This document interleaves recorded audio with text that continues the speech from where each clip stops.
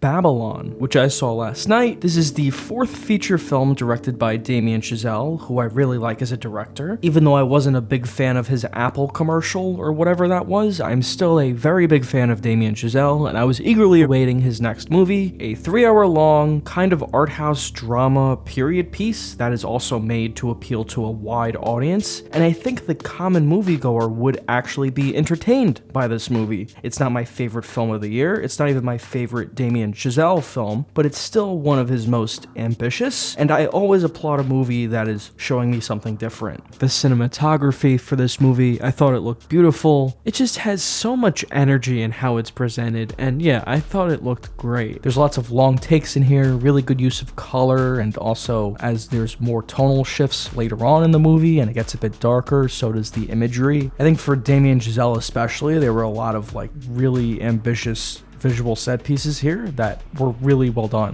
Damien Chazelle really pays attention to music in his movies, and I always like the music in his films, and I especially like it here. He clearly loves jazz music, and it's incorporated into all of his movies in some way. What The Ocean is for James Cameron, jazz music is for Damien Chazelle. Since it's about the Roaring 20s, obviously they had to incorporate jazz into the storyline. With this one character, this jazz musician who makes it big in Hollywood and starts composing movies and ends up starring in his own movie, and I did like that character. I just felt I wish he was in it more. It's kind of forgotten about at points because there's so much other stuff going on. When he comes back into the movie, I'm like, oh yeah. It's hard to take this movie in. There is just a lot to process, but overall, I did think it was fun. I had a good time. It does have this momentum and this energy. It keeps moving forward, and I didn't really know where it was going. So the audience reviews for this movie are much higher than the critic reviews as of now,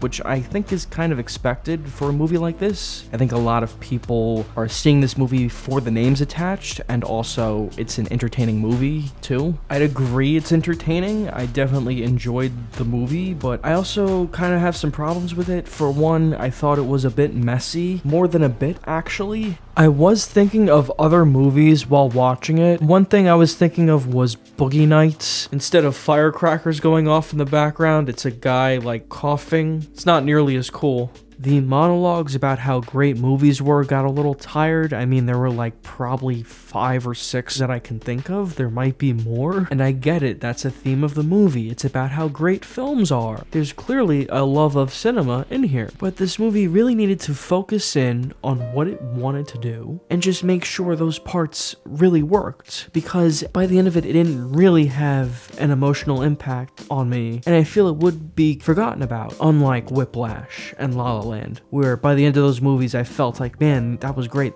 I didn't feel that way at the end of Babylon. Maybe there could have been less themes, even just one less theme that would have helped. I just kept wishing for something tighter. Fame and fortune and excess. What is the point of this movie? It's both romanticizing that period and also making it look like it was kind of crazy to the point where you maybe wouldn't want to be a part of that, and also criticism of the period, racism and sexism.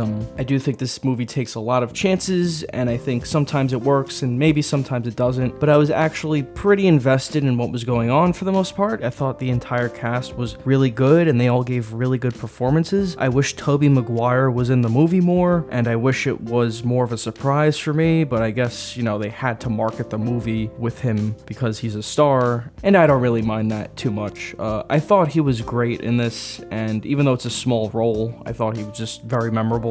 Not really what I'm used to seeing from him. There were also some other good cameos from actors that you might recognize, and I won't spoil those in case you wanted to check this out. The ending for this movie was really fucking out there, but I don't regret watching it. I also wish it was kind of reined in a bit. I'm going to give Babylon a 3.5 stars out of 5 stars. Happy holidays, and I'll see you next year.